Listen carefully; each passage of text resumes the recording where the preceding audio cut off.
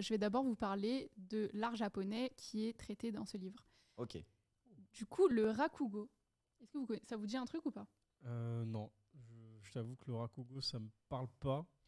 Moi, c'est genre, si tu veux insulter Tite Kubo, mais peut-être. Tu veux insulter Tite le rat Kubo, tu dis que c'est un rat, je sais pas. Rakugo. Ah, Kugo, pardon. Oui. Vous inquiétez pas, c'est normal que vous connaissiez pas, parce que c'est une discipline qui est très peu connue en dehors du Japon. Et en gros, c'est un art oratoire qui a vu le jour au début de l'ère Edo, donc dans les années 1600, et qui est encore aujourd'hui pratiqué, même si c'est un peu désuet, il faut se le dire. Et dans cet art, en fait, il y a un conteur qu'on appelle Rakugoka, comme on peut le voir sur l'image. Et du coup, le conteur va raconter une histoire avec une chute humoristique. Du coup, les représentations, généralement, elles ont lieu dans un petit théâtre, dans des petits théâtres populaires qui s'appellent les yosei.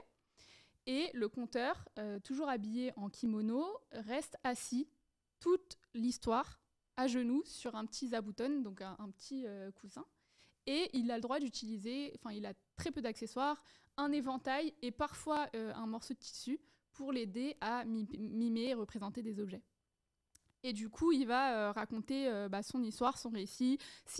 Généralement, il y a plusieurs personnes dans la même histoire, du coup, il fait tous les dialogues, etc. etc. Et donc, c'est là où on voit la difficulté de l'art, c'est réussir à capter l'audience, à faire rire l'audience avec cette histoire en ne se déplaçant pas sur la scène et avec aucun accessoire, donc tout basé sur la représentation du Rakugoka, sa voix, les mimiques, ses intonations, les mimes, etc. Les en 10 gros, heures de bonne si on aventure, veut, je trouve ça incroyable. C'est genre un peu un stand-up, mais assis, tu vois. C'est exactement ce à quoi je pensais, et j'étais en train de me dire, les stand-uppers, imagine, ils bougent pas. Mais c'est ça. Ils sont comme ça, il y en a qui marchent très blagues. bien, regarde Farid.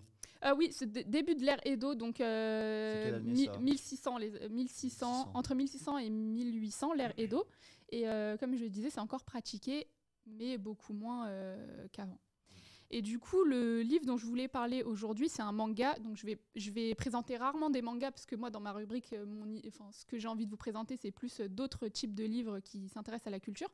Mais du coup, comme ça fait un pont avec le Rakugo, je trouvais ça intéressant. Et donc, le manga, ça s'appelle Le Rakugo à la vie, à la mort. Il est édité par le Lézard Noir en France. Et en fait, il n'est pas tout jeune, parce qu'il est sorti au Japon en 2010. Ah, quand même. Ouais. Il a été écrit et dessiné par Haruko Kumota, donc c'est une mangaka.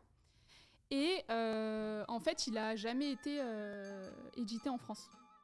D'accord. Et en fait, le Lézard Noir là, a pris les droits et a commencé à l'éditer l'année dernière, donc en 2021. Et du coup, le manga original, il y a 10 tomes. Et là, il l'édite en 5 tomes. Donc à chaque fois, c'est des doubles tomes, des grands formats. Je ne sais pas si vous pouvez voir du coup à la caméra. Ça ressemble à ça. Ouais, tu vois, on montrera quand on aura la grande cam. C'est ça. Et donc il y a 3 tomes qui sont sortis pour le moment et donc ils en ont prévu 5.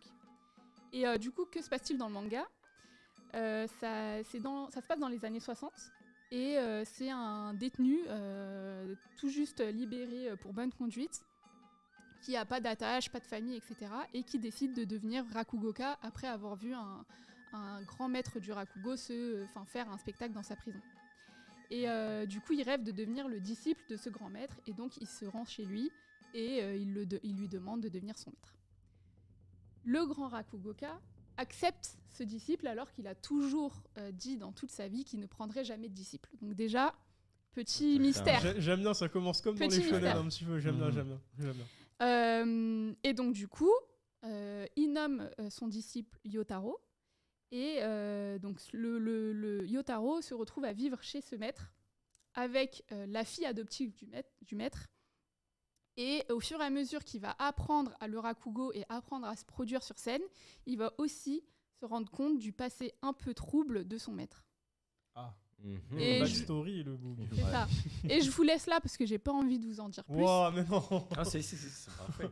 Mais du coup, ce qui est super intéressant dans ce manga, c'est le côté historique, parce que en fait, du coup, toute la culture japonaise autour de cet art, etc., et le côté historique, parce que ça se passe dans les années 60, et il va y avoir aussi tout un arc narratif qui va parler de l'enfance du maître, et donc de toute la période de guerre au Japon. de la censure de l'art, etc., etc. Donc c'est super intéressant. Je vous invite à le lire ou à regarder l'animé qui est disponible sur ADN si vous préférez. Ah, il y a un animé du coup. Il y a un animé qui a été adapté du coup du manga qui est sorti en 2010.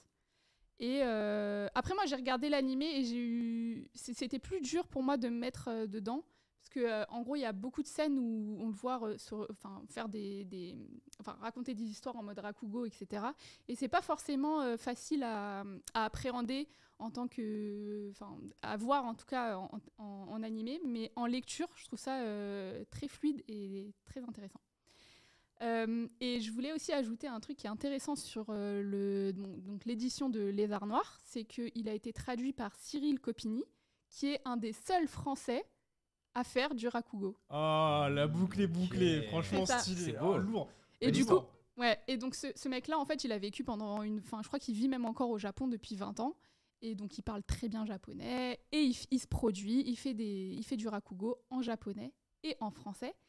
Et si vous avez envie d'en savoir plus sur cet art, parce que tout est lié, samedi, il fait une représentation à la MCJP, donc la Maison de la Culture du Japon à Paris.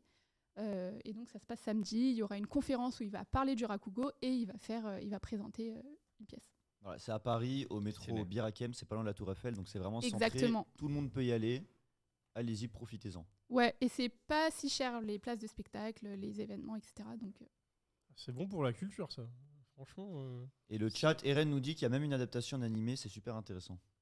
Ouais. oui, tout à fait. Moi, Ça, alors en fait là tu m'as laissé sur un Ouais. suspense, du coup j'ai vraiment, je crois que je vais te le prendre. Bah, c'est quoi, c'est le tome 2 Là, c'est le tome 2 malheureusement, Ah, mais je te merde. passerai le Sinon, tome 1 c'était si tu veux. stylé. Ok, vas-y, let's go parce que.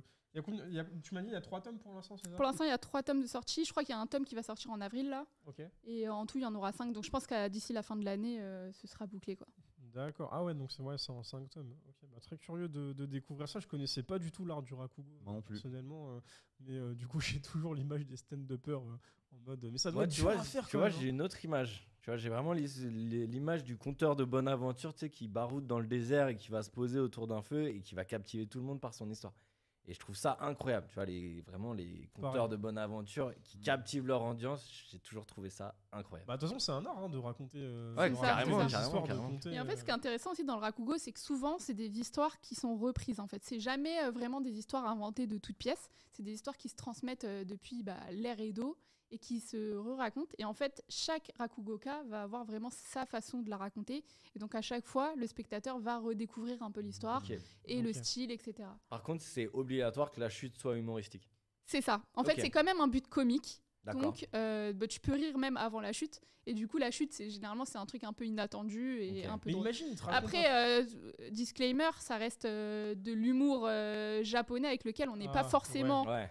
toujours... on se reconnaît pas forcément toujours, mais c'est drôle. On l'a vu avec certains animés des années 90 où les blagues, des blagues japonaises ont été mal traduites et c'est passé pour des Mais gros ça, c'est trucs, terrible. Hein. Ça, c'est- c'est c'est- terrible. c'est La un- traduction de blague, de toute façon, pour moi, c'est Mais très donc complexe. du coup, le Rakugo, c'est à la base, c'est sur un ton humoristique, mais imagine le conteur, il est vraiment sur un truc sérieux du début à la fin, et en fait, la chute, c'est vraiment. Mais un justement, truc, je pense que c'est un peu ça.